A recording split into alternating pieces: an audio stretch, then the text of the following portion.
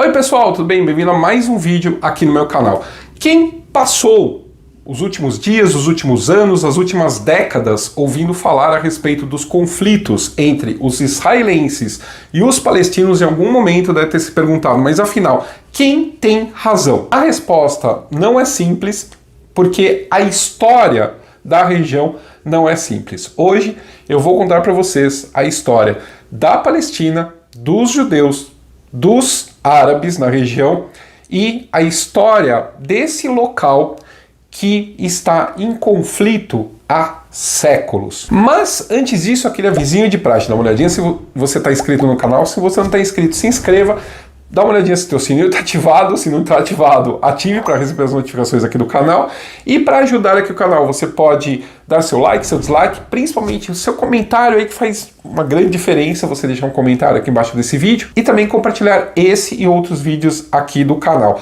Para ajudar financeiramente o canal, você pode ajudar mandando um Pix para a gente, para esse endereço que está passando aí na tela de vocês, ou entrando para o clube do canal, o link está aqui embaixo, tá legal? Vamos então ao vídeo de hoje. Vamos começar pelo começo. O termo Palestina vem do grego e deriva de filistinos ou filisteus, um povo que habitava na antiguidade a região onde hoje fica a faixa de Gaza.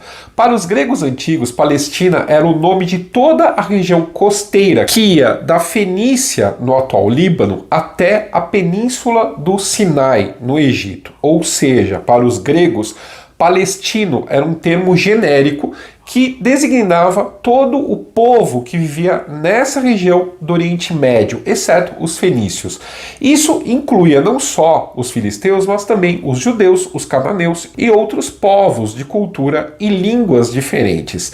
Essa era uma região muito estratégica porque servia de ligação entre os locais onde se constituíram as primeiras grandes civilizações do mundo, o Egito, a Mesopotâmia e a Europa. Por isso, ao longo de séculos, muitas dessas civilizações consideraram importante dominar a área da Palestina, seja por questões militares ou comerciais. Os babilônios, os persas, os egípcios estão entre os povos que dominaram a Palestina em algum período da antiguidade. Alexandre o Grande passou pela região e a incorporou em suas conquistas, como eu explico nesse outro vídeo aqui. Depois que o Alexandre o Grande morreu e o seu império foi dividido, quem ficou com essa parte foi um dos seus generais, o Ptolomeu. E essa região passou a fazer parte do Egito. Depois foi conquistada pelo Império Seleucida, outro desses estados helênicos que surgiram do Império do Alexandre o Grande. Como os seleucidas tentaram impor a sua cultura em cima dos judeus, eles se rebelaram em 165 a.C. e estabeleceram o Reino da Judéia, que ocupava quase toda a Palestina até o sul da atual Síria. Esse reino dominava a maior parte dos povos da região, não apenas os judeus, e acabou conquistado pelo general romano Pompeu no ano 69 a.C. Essa vitória abriu caminho para o Pompeu virar um dos triunviros de Roma, junto com Júlio César, como eu contei nesse outro vídeo. Mais tarde, a faraó Cleópatra do Egito, também tem um vídeo dela aqui no canal, tentou, com as suas conexões, anexar a região, mas não deu muito certo, porque Roma preferiu controlar uma parte diretamente e colocar um rei vassalo na região dos judeus. Mais tarde, no ano 6 depois de Cristo, os romanos depuseram esse rei e tomaram toda a Judéia, que se transformou numa província romana. Foi por causa de uma revolta dos judeus contra o domínio romano que o general Tito, que mais tarde se tornou imperador, ordenou a destruição do Templo de Jerusalém e expulsou os judeus da região. A diáspora judaica espalhou o povo judeu pelo resto do mundo, e eles se tornaram uma nação sem pátria, um povo que manteve a sua identidade étnica e sua cultura, apesar de não ter um território para chamar de seu. Claro que a Palestina não virou, de repente, um deserto vazio porque os judeus foram expulsos. As outras populações que viviam na região continuaram lá, junto com os descendentes de colonos gregos e romanos que se instalaram na região ao longo dos séculos. Com a divisão do Império Romano, a Judéia virou uma província do Império Romano do Oriente. E em 638 a região foi conquistada pelos árabes. Os árabes, eles têm uma ligação étnica, cultural e linguística com vários povos originários da Palestina, inclusive os judeus.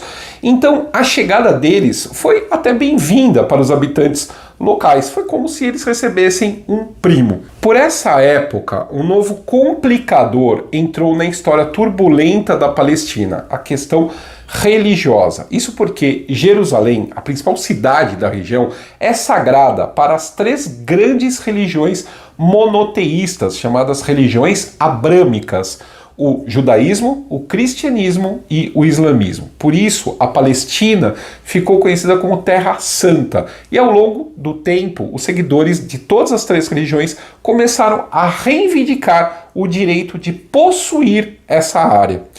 Isso foi um dos principais motivos para a existência das cruzadas. Cavaleiros cristãos tomaram Jerusalém durante a primeira cruzada em 1099 e criaram um reino de Jerusalém, mas os muçulmanos reconquistaram a cidade em 1187 sob o comando do Saladino. Eu falo mais sobre isso nesse outro vídeo aqui. Em 1517, a Palestina foi conquistada pelos turcos otomanos, que são muçulmanos, mas não são árabes.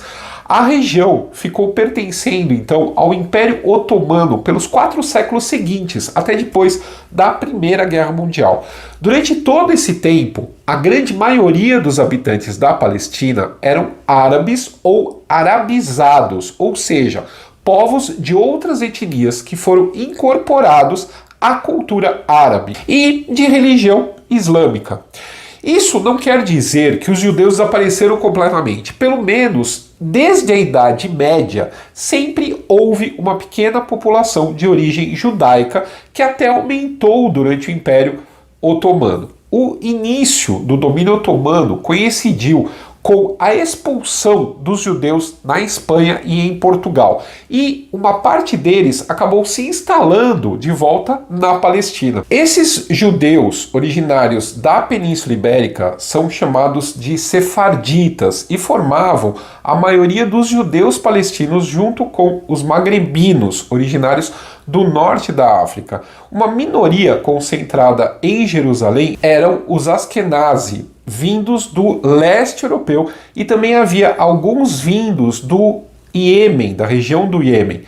Independentemente do grupo de origem, todos esses judeus palestinos são considerados como sabras, que é o nome em hebraico do figo da Índia, uma planta nativa da região. Essa população era bem pequena perto da de outros povos e religiões. Para vocês terem uma ideia, em meados do século XIX, os otomanos registraram que a Palestina tinha cerca de 600 mil habitantes. Desses, 80% eram muçulmanos, 10% eram cristãos e entre 5 a 7% eram judeus. Os diferentes grupos judaicos estavam espalhados há tanto tempo que nem a mesma língua eles falavam mais. Os Askenazi falavam Yiddish, uma língua de origem germânica aparentada com o alemão, enquanto o idioma dos sefarditas era o ladino, uma língua românica próxima do espanhol e do português. Já os magrebinos e iemenitas falavam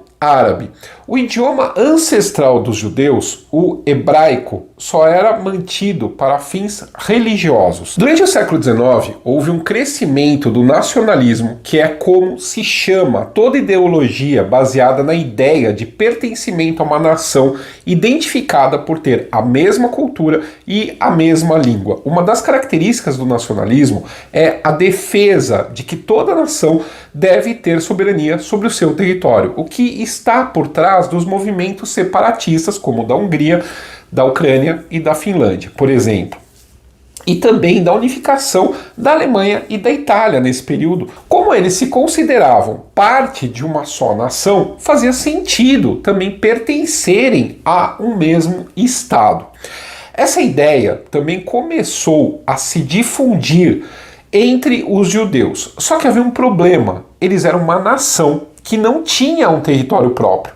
Mas mesmo dentro da religião judaica havia o desejo de voltarem para a terra de origem, a terra prometida por Deus. Por exemplo, durante o Pessah, a Páscoa judaica, tradicionalmente se faz uma oração que começa com "no ano que vem em Jerusalém".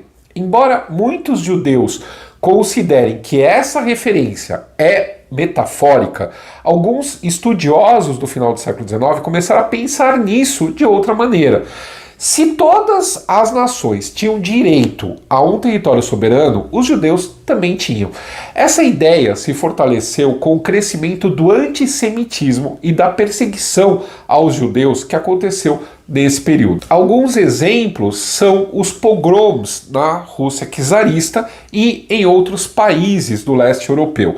E também, por exemplo, o caso Dreyfus, que foi o julgamento por espionagem de um oficial francês que a única coisa que havia contra ele era o fato dele ser judeu. Foi o caso Dreyfus que inspirou o jornalista, o Theodor Herzl, um judeu húngaro, a escrever um livro chamado Estado Judeu, em 1895. Nesse livro, ele afirmava que não havia meios de derrotar o antissemitismo e, portanto, a única maneira de combatê-lo era se os judeus tivessem um Estado só seu. Ele defendia que seu povo deveria sair da Europa e se instalar na sua terra ancestral, na Palestina, onde eles seriam livres para expressar sua cultura e praticar a sua religião.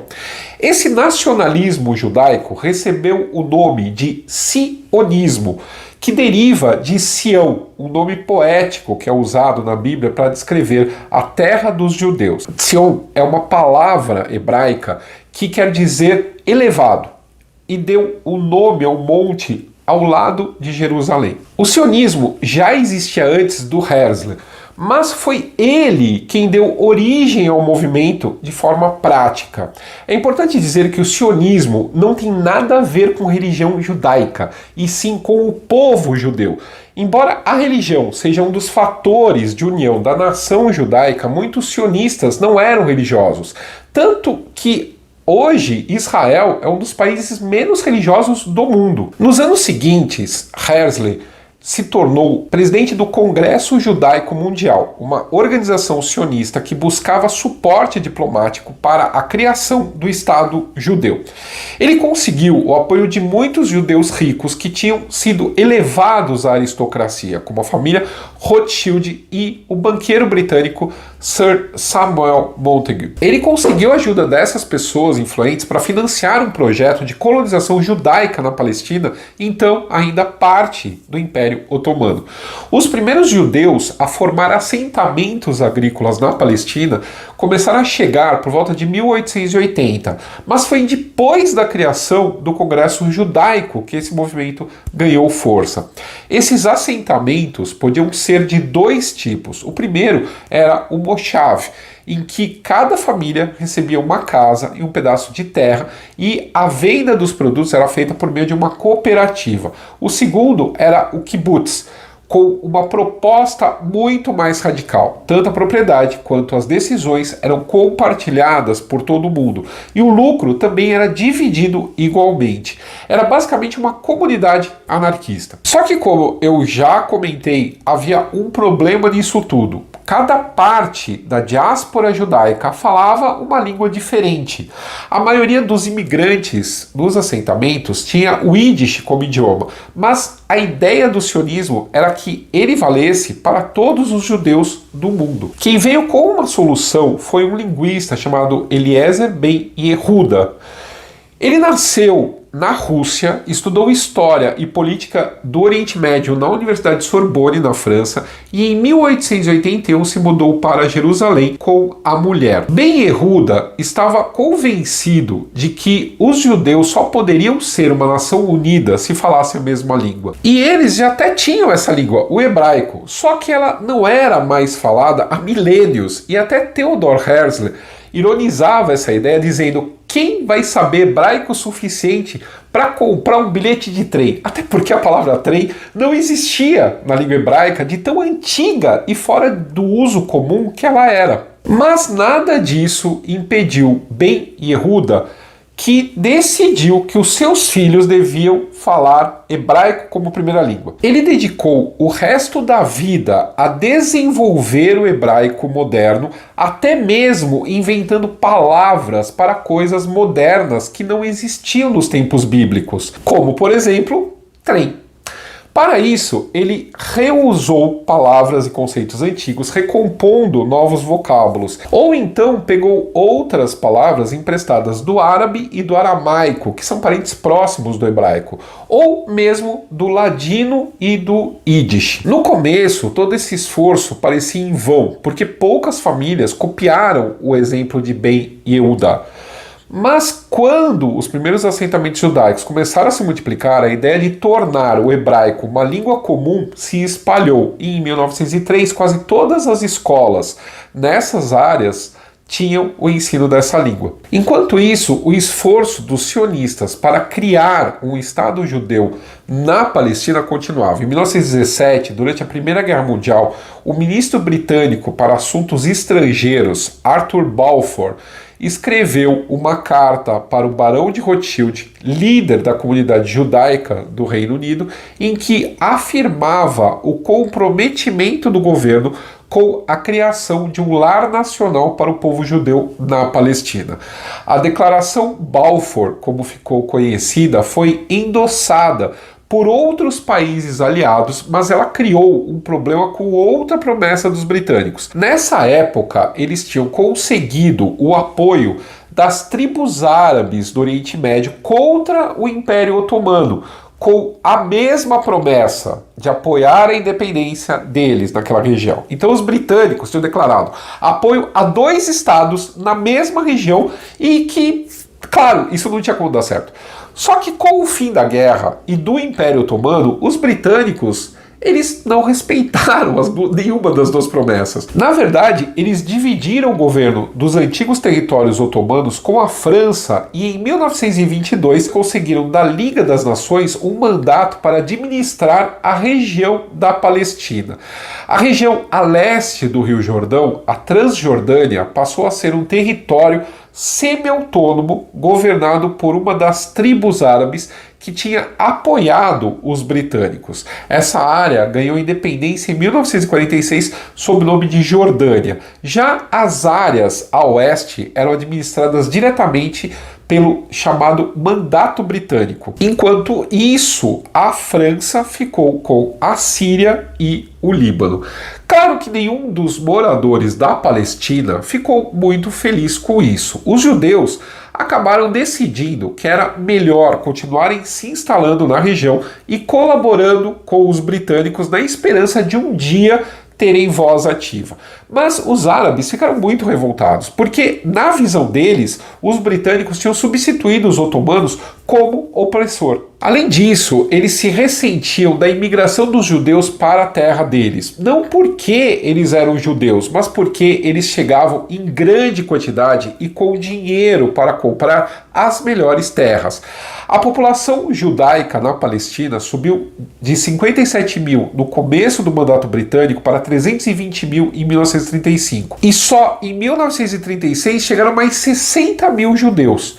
Logo, os árabes e os judeus começaram a se enfrentar, um atacando o outro e depois contra-atacando em represália, algo nem um pouco comum ainda nos dias de hoje. Os árabes, eles chegaram a criar uma organização terrorista chamada Mão Negra, que começou a atacar tanto os colonos judeus quanto membros da administração britânica. Enquanto isso, os judeus formaram suas próprias milícias como a Haganah.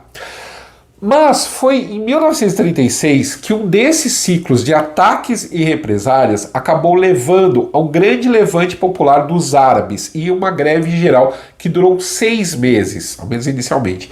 Os britânicos conseguiram suprimir esse movimento, mas a repressão foi tão violenta que acabou levando a uma segunda revolta que durou de 1937 a 1939. Nesse período, 10% de todos os homens árabes na Palestina ou foram mortos, ou aprisionados, ou exilados pelas forças britânicas. A Haganah trabalhou ao lado dos britânicos para conter a revolta dos árabes, mas nem todo mundo estava contente com esse papel colaboracionista dos judeus.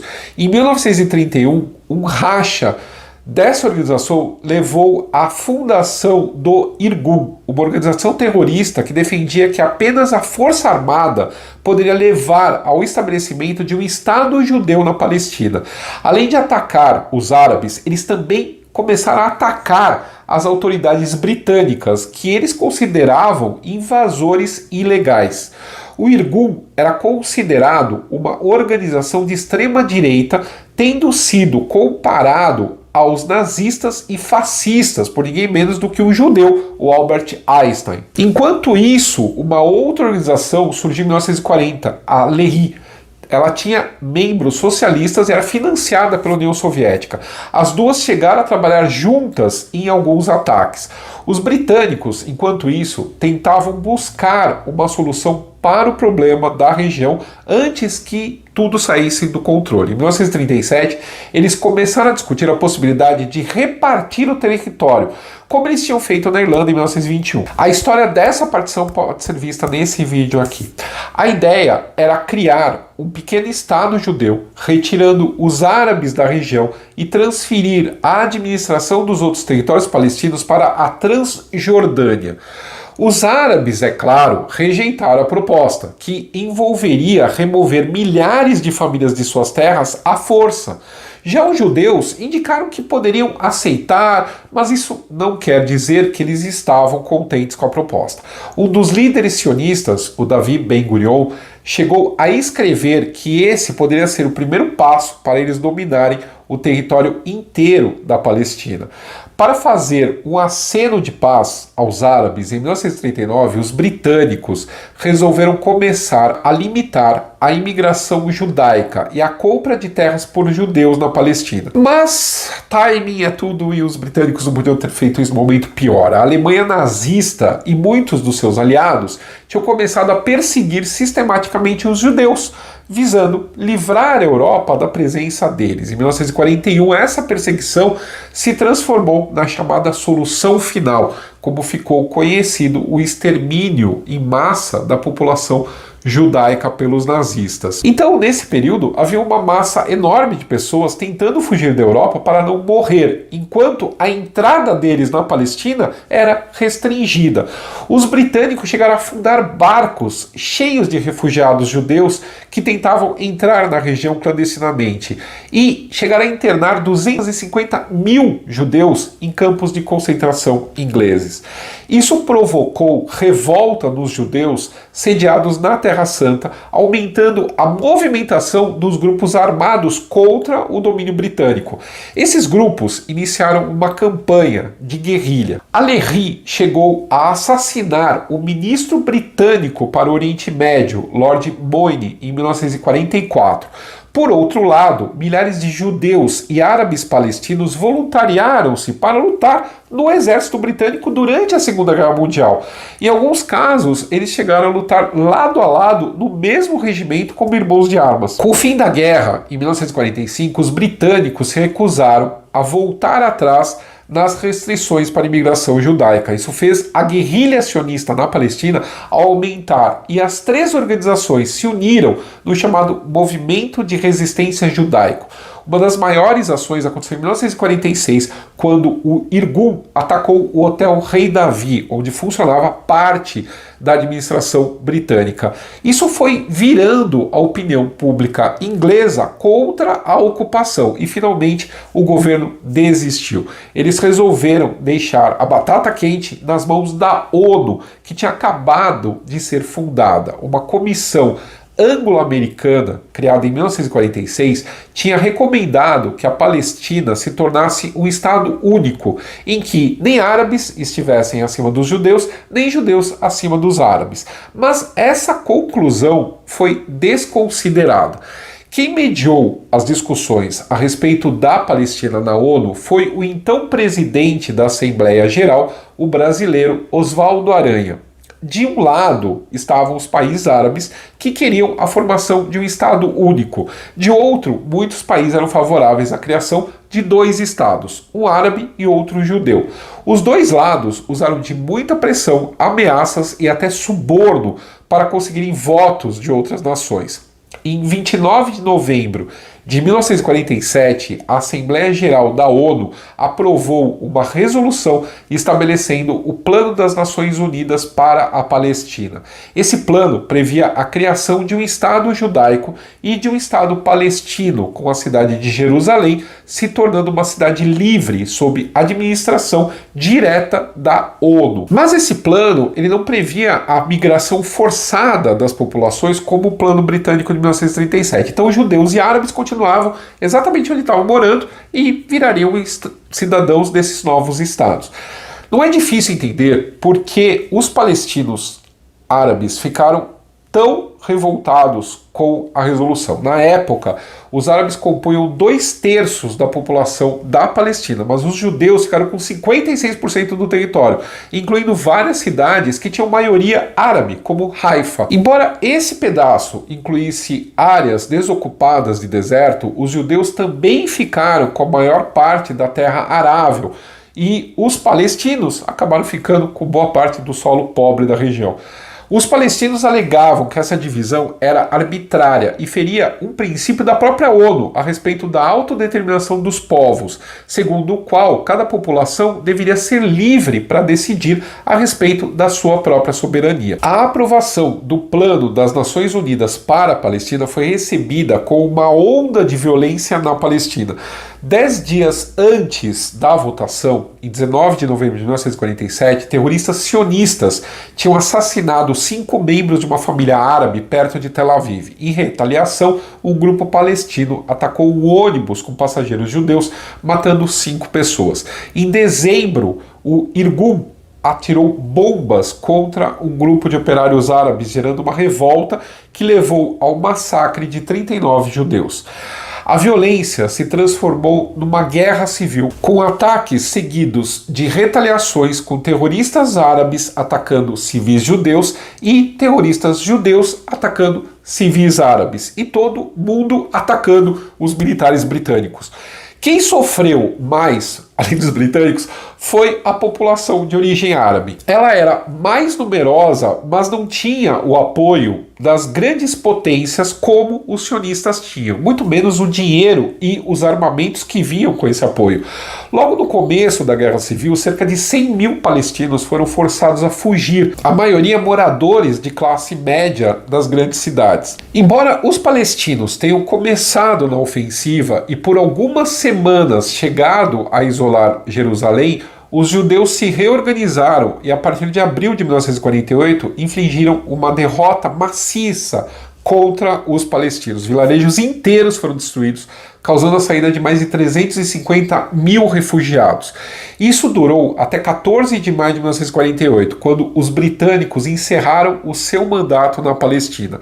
No mesmo dia, Davi Ben-Gurion, o líder dos judeus, declarou a criação do Estado de Israel. Mas um Estado palestino nem chegou a ser criado.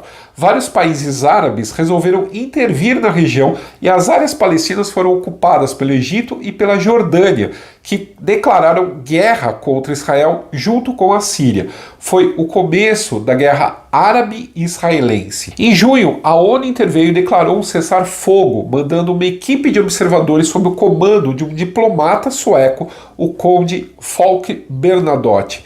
Bernadotte tentou delinear um novo plano para dividir os dois estados, mas nenhum lado aceitou. Ele acabou sendo assassinado em 17 de setembro pelos militares sionistas e 5 dias mais tarde Israel decretou a anexação de todos os territórios palestinos que fossem conquistados na guerra. Quando a guerra terminou, em abril de 1949, Israel tinha aumentado de área em 70% e agora ocupava 3/4 do antigo mandato britânico. Mais tarde, em 1967, na Guerra dos 6 Dias, os israelenses ocuparam a Cisjordânia e a faixa de Gaza e passaram a dominar o território palestino. Mesmo com essas derrotas, os palestinos não desistiram de lutar. Em 1964, lideranças palestinas fundaram em Jerusalém a Organização para a Libertação da Palestina, ou OLP, que tinha o objetivo de defender o direito da autodeterminação dos palestinos, o que na prática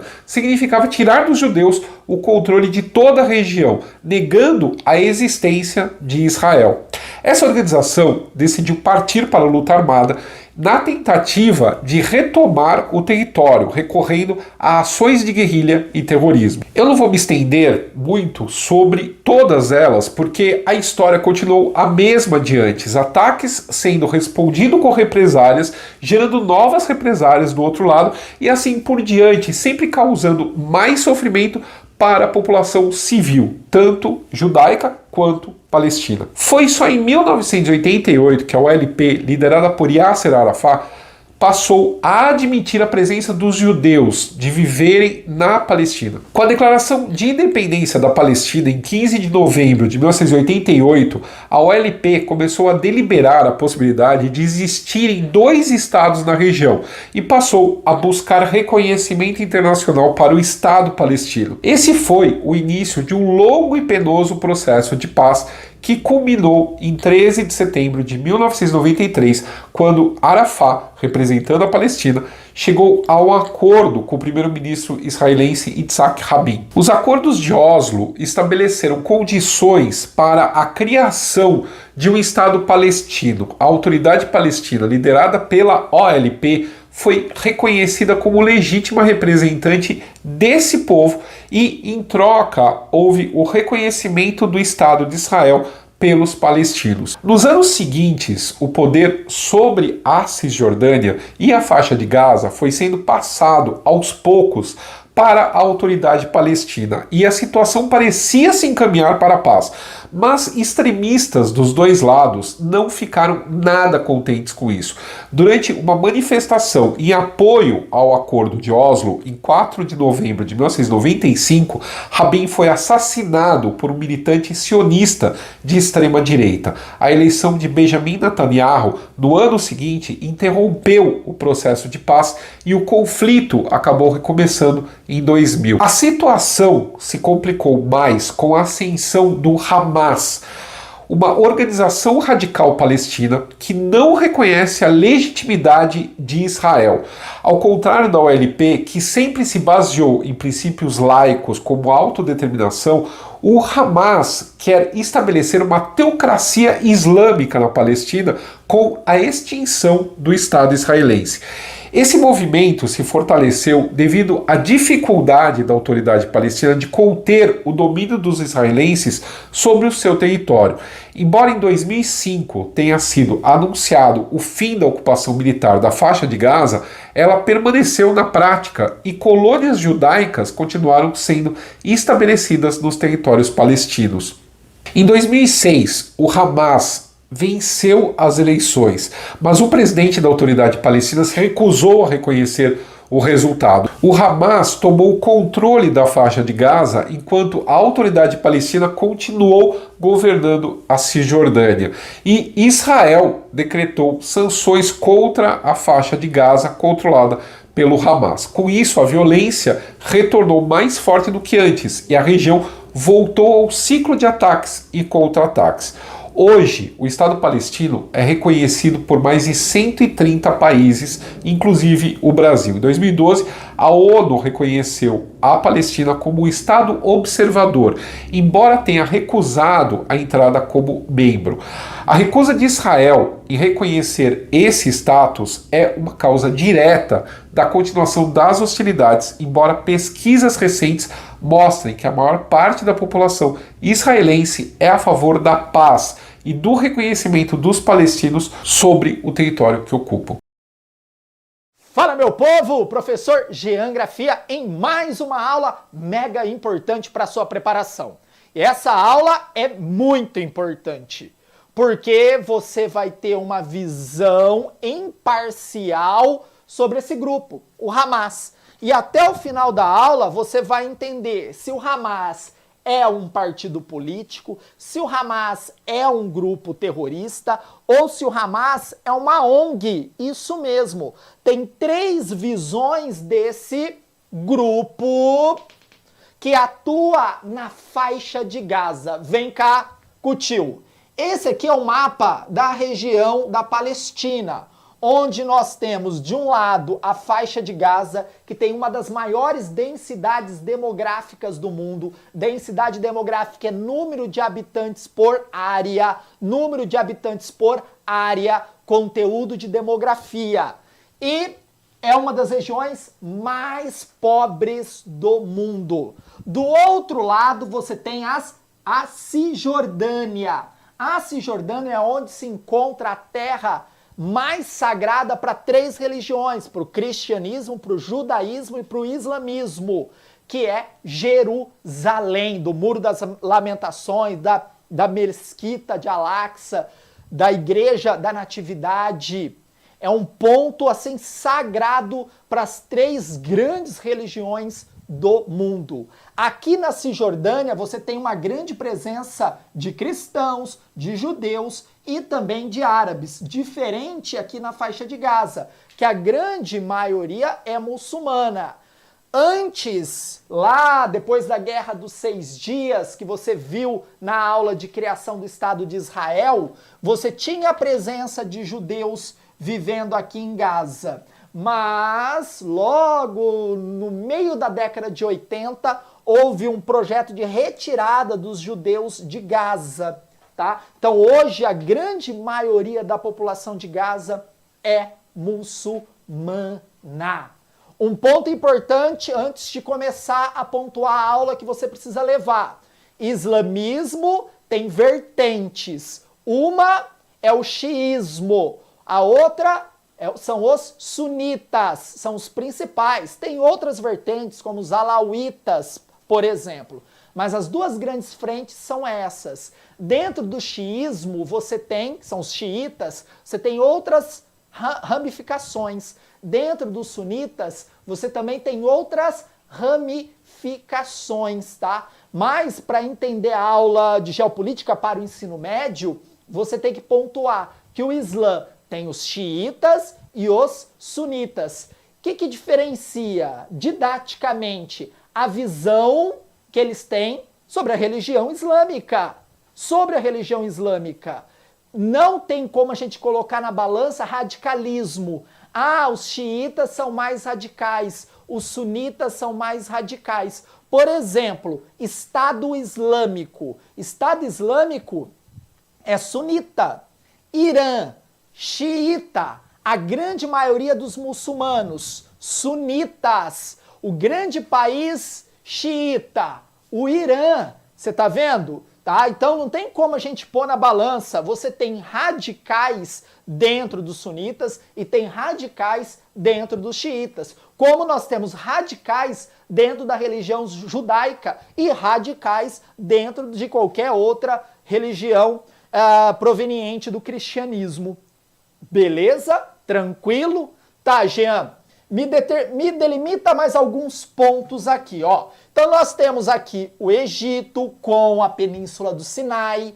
Aqui nós temos a Jordânia. Aqui nós temos o Líbano e aqui o Mar Mediterrâneo. Só para você ter uma ideia, o Estado de Israel, ele determina que os palestinos de Gaza só podem pescar até 6 milhas náuticas. E eles teriam direito a pescar até 20 milhas náuticas. Mas, por uma questão de proteção do Estado de Israel, a marinha israelense permanece aqui, ó, com uma espécie de bloqueio, tá? Da tentativa, por exemplo, de palestinos ou de grupos terroristas ou de grupos como o Hamas, que eu vou responder para vocês, se comunicarem com outras regiões do mundo. E aí você sabe, se comunicar, pode chegar armamento pesado na faixa de Gaza e atacar Israel. Essa configuração territorial do Estado de Israel e da faixa de Gaza e da Cisjordânia não é esse desde o início. Houve várias transformações desse território. Lá atrás, na criação do Estado de Israel, a ideia era criar um Estado palestino e um Estado judeu. A ONU queria isso. Não foi colocado em prática. Aí nós tivemos a Guerra dos 6 Dias, a Guerra do Yom Kippur, que foi o quê? Remodelando. E o poder bélico e o poder financeiro de Israel é tão grande que cada vez mais ele pressiona a população palestina para essas duas frentes, para esse lado para Gaza e para esse lado na Cisjordânia. E na Cisjordânia a gente tem uma outra problemática, que são os assentamentos judaicos dentro de terras palestinas. Então o governo de Israel vai lá e faz um assentamento, um kibbutz, dentro de terras que no passado e no presente eram terras dos palestinos, dos árabes em geral, tá? Tem ocupação, por exemplo, de terra de cristão aqui na Cisjordânia.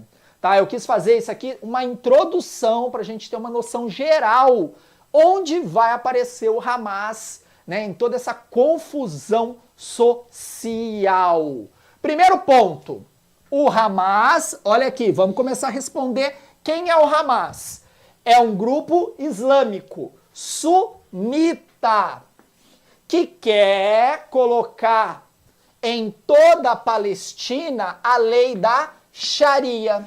O que é a lei da Sharia, Jean? Eu já escutei isso lá no grupo terrorista Boko Haram, lá no grupo terrorista Estado Islâmico. A Sharia é a literalidade da leitura das escrituras sagradas do Islã. Então, ao ler a escritura, fala-se o seguinte, exemplo, se você roubar, você vai perder um braço. Hipoteticamente, não estou comprovando que está nas escrituras sagradas. Se a pessoa rouba, vai ser cortado o braço. Se a mulher trair o marido, ela vai ser apedrejada. A gente já teve caso em países da África de maioria muçulmana, como a própria Nigéria. Você já teve casos de apedrejamento de mulheres por conta de adultério. Porque faz uma leitura rígida da lei islâmica. E o Hamas, ele tem como objetivo aplicar a Sharia na Palestina. E presta atenção aqui que é importante. O Hamas, ele não quer a Palestina para os palestinos. Presta atenção nisso.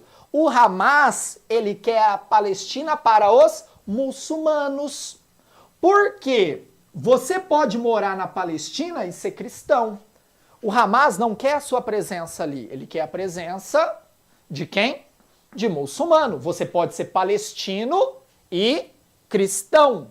O Hamas quer você ali? Não. O objetivo central dele é esse, ó. A Palestina para os muçulmanos. E hoje o Hamas, olha aqui um dado já importante para a gente entender todo o processo. Hoje o Hamas, ele domina essa parte aqui, que é a faixa de Gaza. Toda vez que tem conflito do Estado de Israel com o Hamas, o ataque do Hamas é proveniente daqui, de Gaza. E não, presta atenção aqui, e não da Cisjordânia.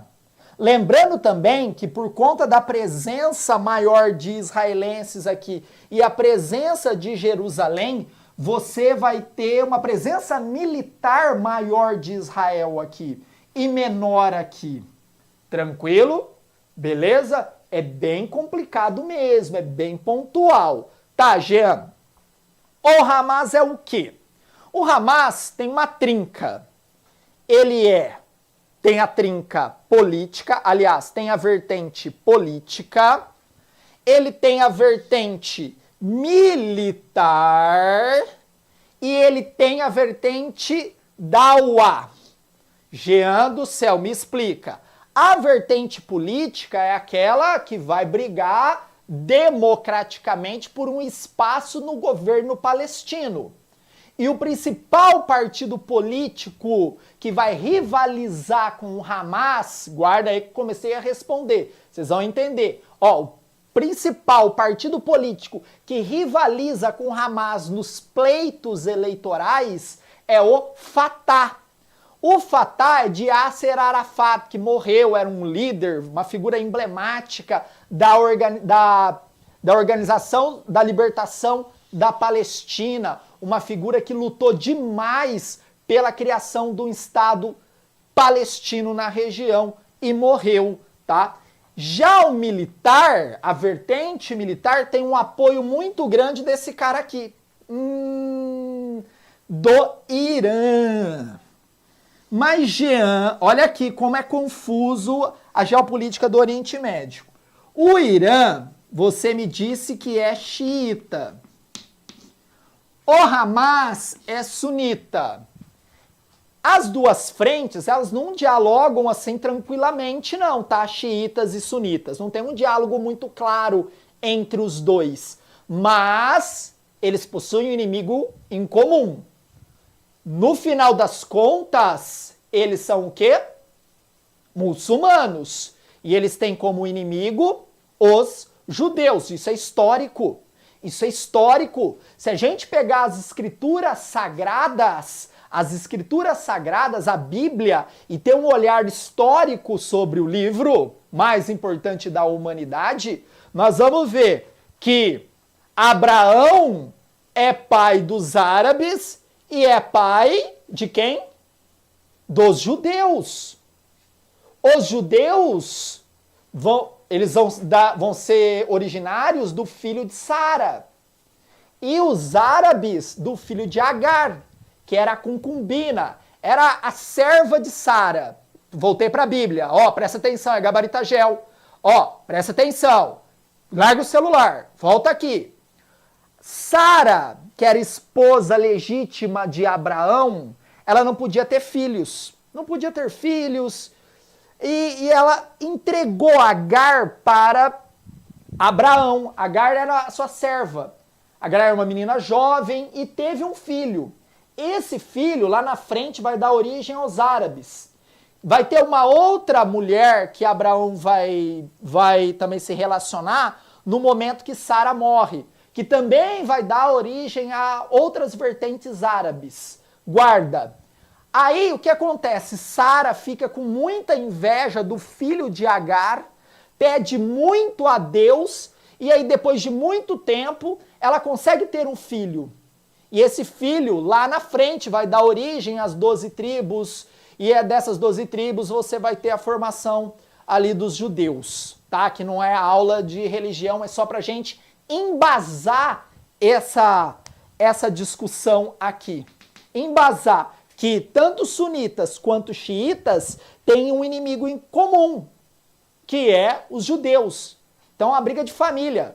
Então, eles vão se juntar nessa situação aqui. Então, o Irã, ele vai armar o Hamas nessa vertente militar aqui. Tá, Gia, mas como o Irã consegue fazer isso? O Irã, ele manda, presta atenção, olha como é muito bem, tem uma logística muito bem amarrada. Ele manda armamentos para a África, e aí esse armamento entra da África para a faixa de Gaza.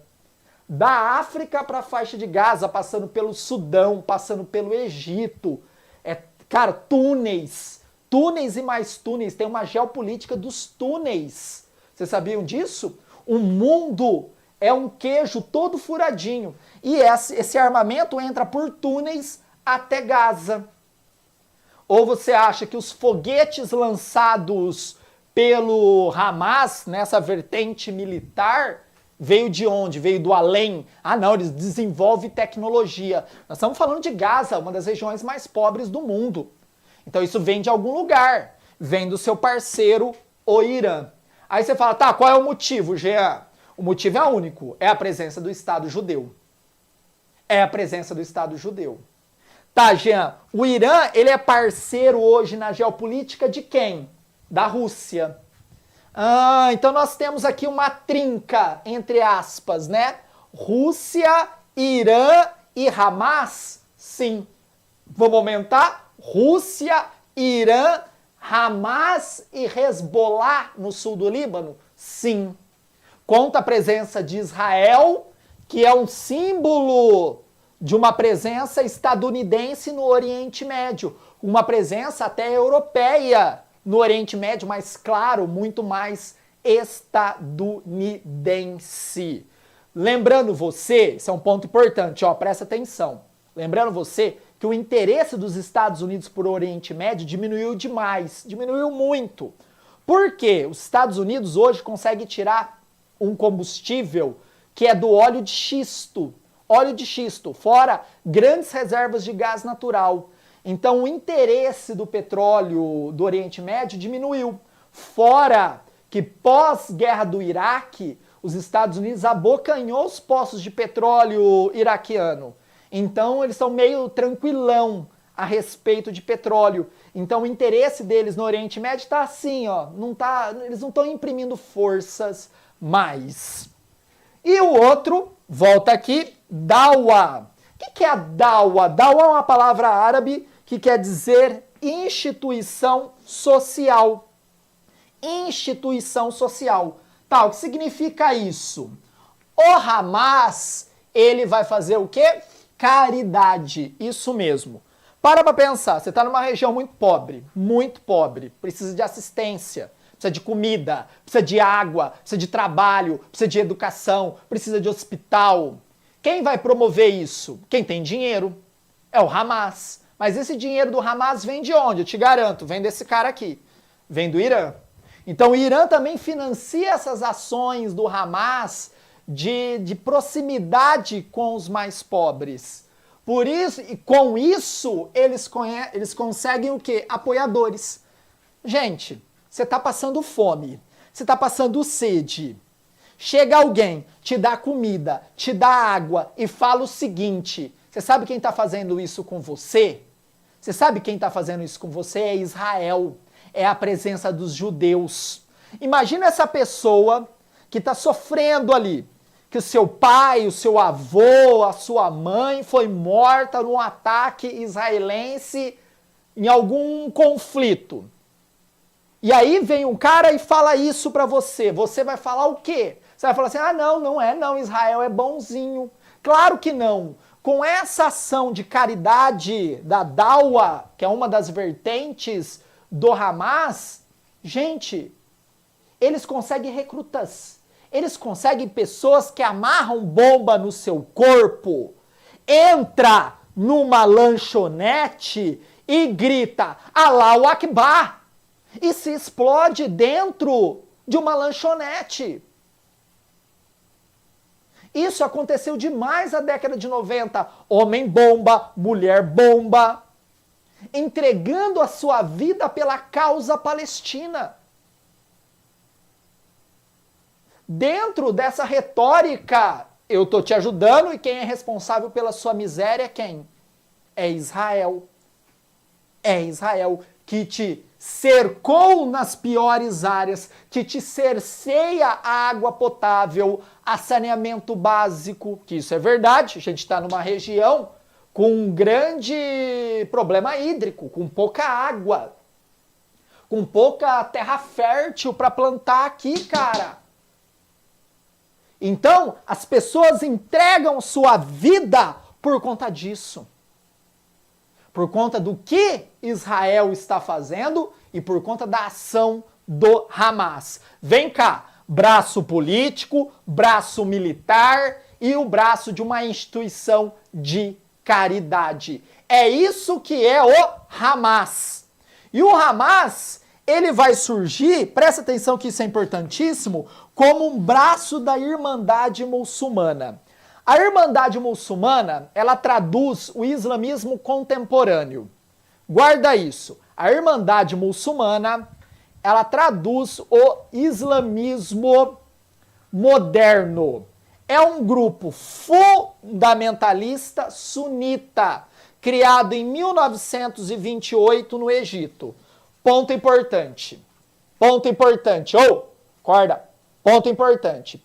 Lá na Primavera Árabe, vocês lembram da Primavera Árabe que se iniciou na Tunísia, foi para a Líbia, saiu da Líbia, foi para o Egito? Os principais países, né?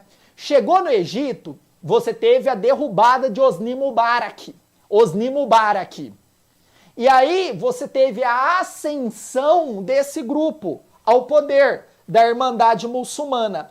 Mas como nós estamos falando do Egito, e o Egito é um país que é muçulmano, mas ele preza pelas suas liberdades. A mulher no Egito tem muito mais liberdade, por exemplo, que a mulher na Arábia Saudita. Então é um país, entre aspas, tá? Eu estou colocando entre aspas, é um país muito mais ocidentalizado, vamos falar assim, com a cultura europeia, com a própria cultura estadunidense, e principalmente europeia pela proximidade, pela troca histórica de cultura entre a civilização egípcia e os europeus. Então eles têm uma visão mais aberta de mundo. Tudo bem? E eles não aceitaram esse fundamentalismo da Irmandade.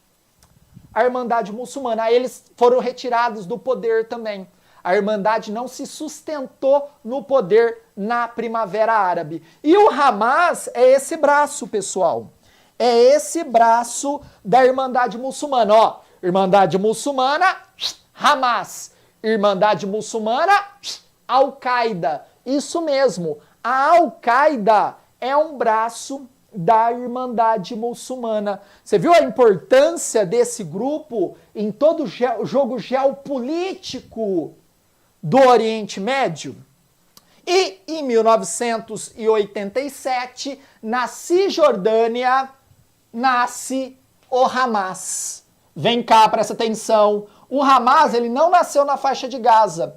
Ele nasceu na Cisjordânia em 1987. E o cara que fundou, guarda o nome desse cara que é importante, pessoal, é o Ahmad Yassin. Ahmad Yassin. Esse maluquinho aqui vai fundar o Hamas e ele vai ter uma participação importante em todo o contexto histórico do grupo político, militar e ONG, que são as três frentes de atuação do Hamas. O Hamas ele vai ganhar força na primeira intifada, em 1987. Guarda isso.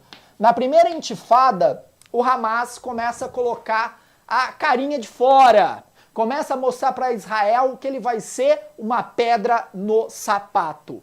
Jean, mas eu não sei o que é uma intifada. Intifada, gente, é um movimento popular palestino, muçulmano, contra a presença do Estado judeu na região. Então a população se arma de paus e pedras, presta atenção que é isso mesmo, a população se arma de paus e pedras, crianças pegam pedras, idosos pegam pedras e vão até as áreas de proteção da polícia israelense e atacam essas pessoas com pedras. Atacam com pedras. Sim, vai jogando pedra nessas pessoas. A resposta do exército de Israel é simples. É tiro, porrada e bomba. Essa é a resposta. Então você tem ali, se você for colocar na balança de um conflito armado, é totalmente desproporcional. Você está falando de um país que tem uma das maiores, dos mais tecnológicos exércitos do mundo. Vocês viram que tem até o domo de ferro, que é aqui a proteção contra mísseis que sai de Gaza. Um exército que pode ter bomba atômica, que todo cidadão é treinado para ser um militar contra pessoas e crianças armadas de pedra, jogando pedra. É a primeira intifada. Muitos mortos do lado muçulmano. Mas a primeira intifada, como eu falei para vocês, coloca o Hamas aqui, ó, como pedra no sapato de Israel. O Hamas, ele sequestra soldados israelenses, cara. E você sabe o que o Hamas faz? Ele mata os soldados israelenses. Ele sequestra, logo nessa intifada, soldados, cidadão israelense e mata. A resposta do Estado de Israel foi mortal. Ele faz incursões na Cisjordânia, ele faz incursões na faixa de Gaza e prende o líder principal do Hamas, o Ahmad Yassin. Prende, julga, tá? Vai julgá-lo, vai fazer todo aquele cenário e vai prender como punição central. Em 1992, você tem outro sequestro de soldado, israelense. Gente do céu, a chapa começou a esquentar em 1992. O Estado de Israel começa a perseguir os líderes do Hamas. Então eles vão lá de novo, sequestram um soldado e o exército, o Estado de Israel fala, a gente não pode deixar acontecer isso. Vamos de novo caçar esses líderes. E aí, gente, Israel começa a ser espertinho. Olha aqui, líderes. Eles começam a perceber que tem pessoas com um poderio intelectual maior dentro do Hamas. Então, engenheiros, advogados, médicos, que conseguem pensar em estratégia militar, que conseguem pensar em estratégia política junto com países vizinhos. Então Israel começa a prender esses caras. Começa a prender esses, vamos falar assim, os principais mentores do Hamas. E aí, Yitzhak Rabin, que era o primeiro-ministro de Israel naquele momento, deporta, presta atenção que esse aqui é um ponto importante, ele vai deportar esses líderes para o Líbano. Então ele vai prender, ó, aqui no mapa, vai prender essa galera e vai deportar para o Líbano. Mas o Líbano fica sabendo, fala assim, pô, cara, que é isso, mano? Que é isso, mano? Você vai mandar esses malucos aqui pro meu país, por quê? Meio que o Líbano, quintal de todo mundo, né? Faz qualquer coisa, é o Líbano, é pequenininho, não tem poder bélico. Mas o Líbano, ele vai fechar suas fronteiras e esses terroristas, na visão do Estado de Israel, vão ficar acampados aqui no sul do Líbano e não vão conseguir chegar até a capital. Vai ficar tudo aqui, ó, no sul do Líbano. Aí a mídia internacional começa a ter um olhar assim, nossa, tadinho dos líderes do Hamas. Esses líderes, eles fazem bem para a população da Palestina. Eles distribuem alimento. Olha a Dawa aqui, que era a visão da mídia ocidental. Olha a Dawa, eles dão comida, eles dão água, eles dão assistência médica. Esses líderes, eles não são maus. Então começa a se inverter a visão do Hamas no mundo. Israel tinha uma visão e a mídia ocidental tinha outra visão. Aí foi o BO, gente. O BO foi aí. Foi colocar esses líderes aqui no Líbano. Você sabe por quê? Esses líderes, eles se tornaram mais fortes ainda, eles se tornaram a voz do Hamas e eles tinham um camarada ali do lado, ali no sul do Líbano, um camarada que manjava tudo de tática terrorista, de guerrilhas, de armamento. Você sabe quem é esse cara? O Hezbollah. O Hezbollah atua aqui no sul do Líbano. Então esses líderes do Hamas se encontraram com o Hezbollah, que é xiita, olha que interessante, xiitas e sunitas juntos contra um inimigo em comum, contra um inimigo comum. E o Hezbollah ensina táticas de guerra, táticas de terrorismo para o Hamas, que antes eles não tinham. Aí, em 1993, já no momento, um dos momentos mais importantes da história do Oriente Médio, onde estava acontecendo o Acordo de Oslo. Já não sei o que é o Acordo de Oslo. Em síntese, era onde estava acontecendo as conversações mediadas pelos Estados Unidos,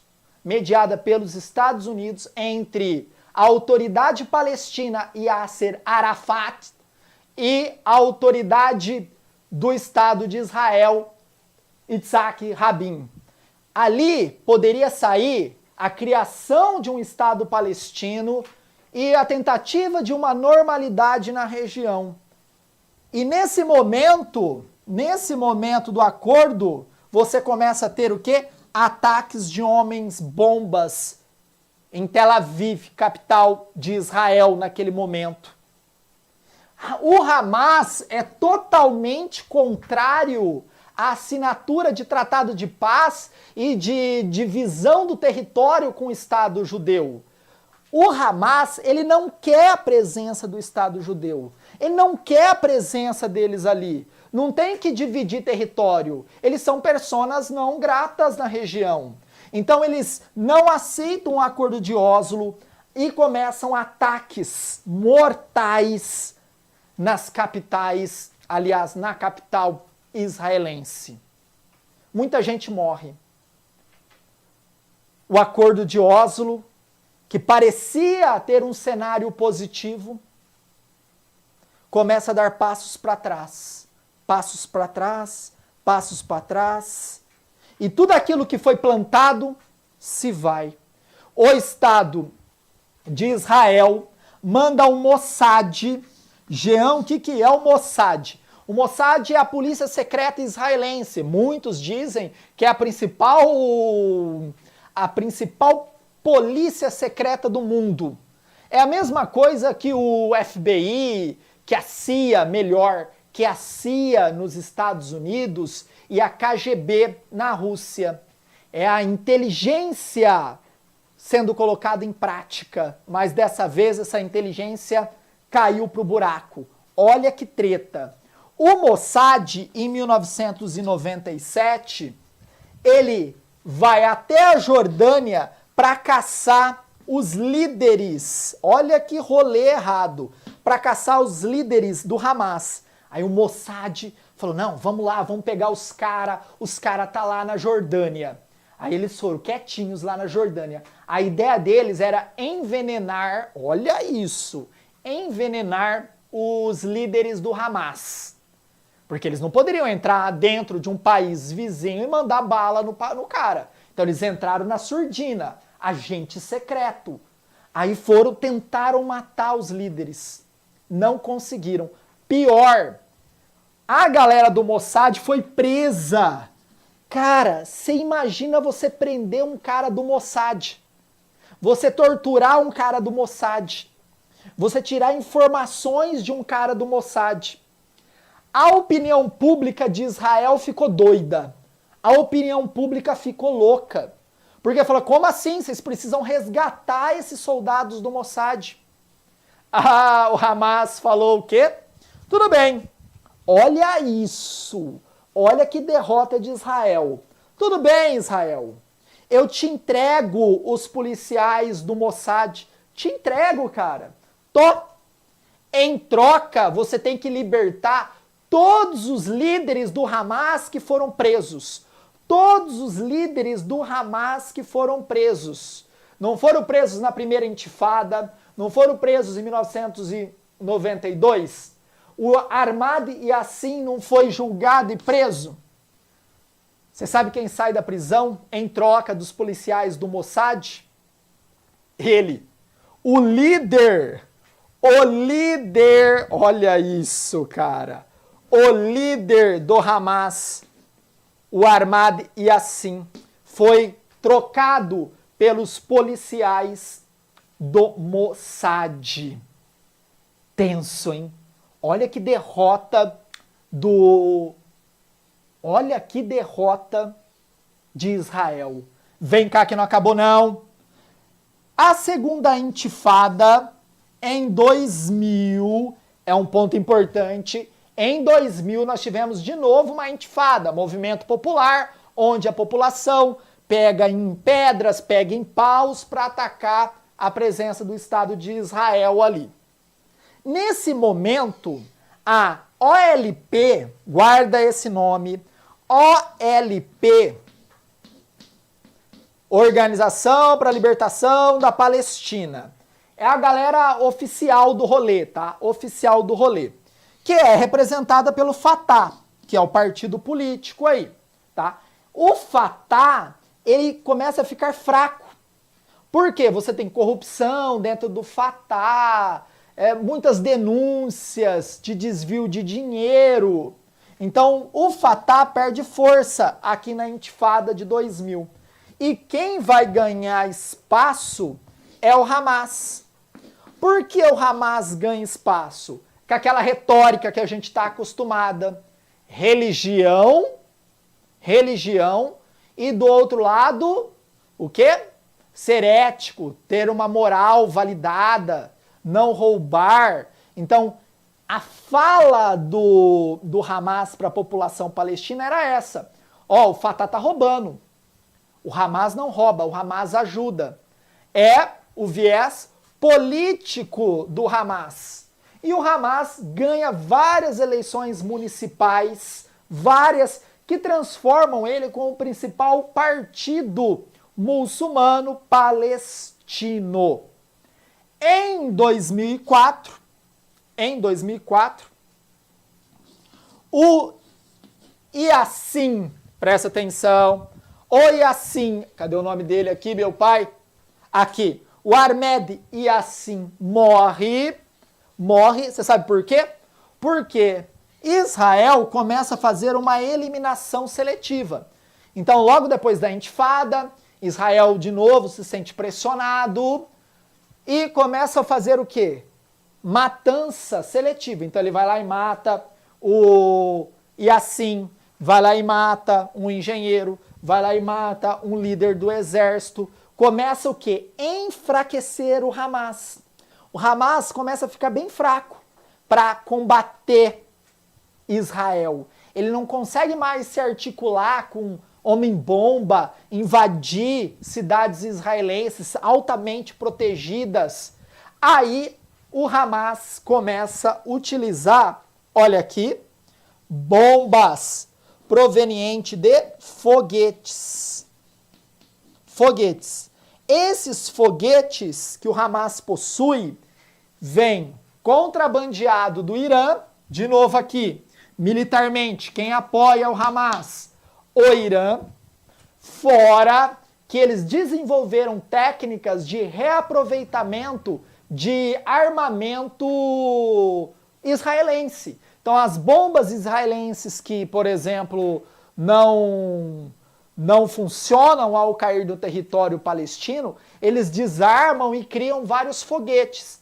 E esses foguetes são enviados, ou melhor, são lançados da faixa de Gaza para território israelense.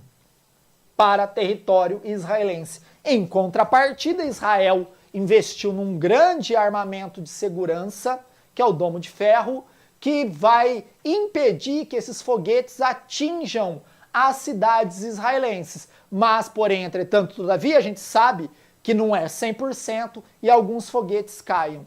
Mas a gente tem que colocar o que na balança? A diferença militar entre Israel e o Hamas é absurdamente diferente.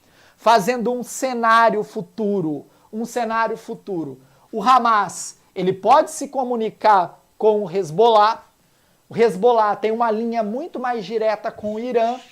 Então, uma região que todo mundo achava que o problema era a Síria, que o problema era o Estado Islâmico, que o problema era os rebeldes da frente ao Nusra, ou que eram os curdos, os yazidis. O problema é muito maior. O problema é muito maior. De novo, a problemática volta a ficar em cena. Beleza, pessoal? Curtiram a aula? Tamo junto, pra cima deles é Gabarita Gel. Valeu!